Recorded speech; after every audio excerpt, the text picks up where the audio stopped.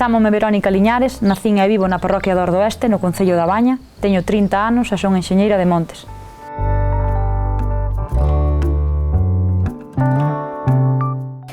Bueno, eu non creo que a situación do concello da Baña sea diferente ao resto de concellos da contorna.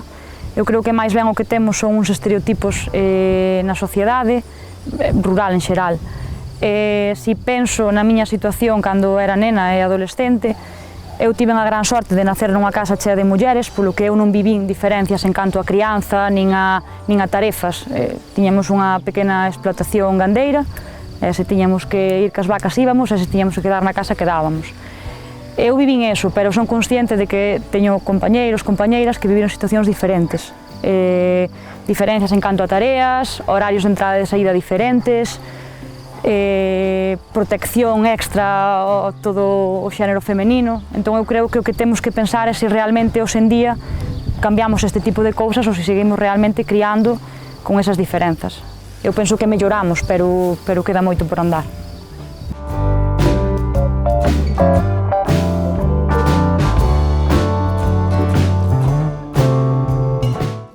Bueno, eu de portas para dentro non sei o que pasa na casa de cada quen, pero se miramos de portas para fora, eu creo que a voz que máis se escoita sigue sendo masculina.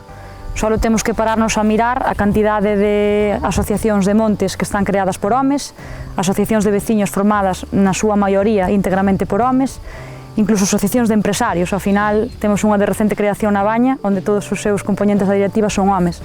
Eu creo que o rol de homes nas reunións e mulleres na casa ten que seguir cambiando.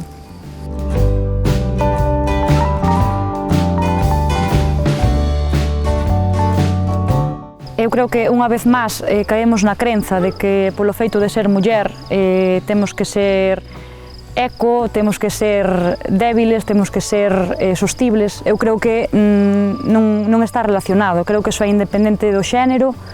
Pode haber homes a favor da ecoloxía, pode haber mulleres con intereses económicos. Creo que non podemos facer unha diferenciación.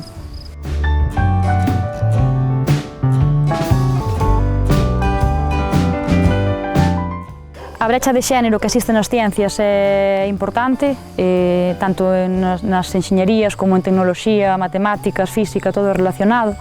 Eu creo que non se sabe, non, que as mulleres estiveron presentes na ciencia ao longo da historia. Só temos que abrir un libro de texto para ver que os referentes femeninos que temos son unha gran minoría. Entón eu creo que esa falta de referentes non nos axuda ás mulleres a decantarnos por este tipo de carreiras, non? Ao final necesitamos ver que alguén o fixo antes e que realmente puido alcanzar as metas que quería.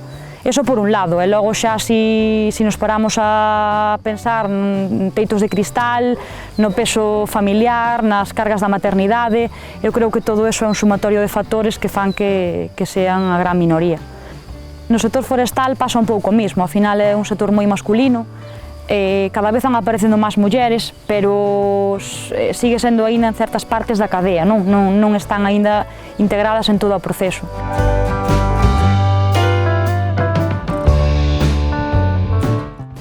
No meu caso, a experiencia foi positiva. É certo que a xestión de persoas depende un pouco de como ti sexas e de como leves certos temas. O que si percibes é que a forma de tratarche ao mellor dista un pouco de como se tratan a responsables masculinos, non? As preguntas que se che fan e as cousas que ao mellor se che poden decir, pois evidentemente dínseche polo feito de ser muller, non? De todas formas depende tamén en que parte da cadea xestiones xente, que tipo de persoas teñas.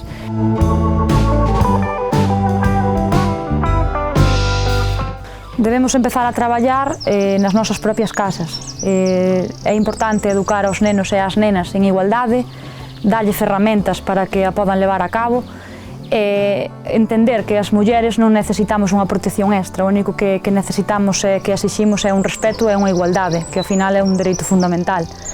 Nas escolas un pouco do mesmo, pero ademais proporcionar ferramentas para que as nenas teñan acceso á información, acceso a referentes femeninos e que se sintan capaces de conseguir o que se propoñan. E logo as propias administracións locais tamén teñen que desarrollar ferramentas para traballar nesto, e as propias empresas tamén coa creación de plans de igualdade que xa se está levando a cabo en empresas de gran tamaño, e entre todos conseguir que isto mellore.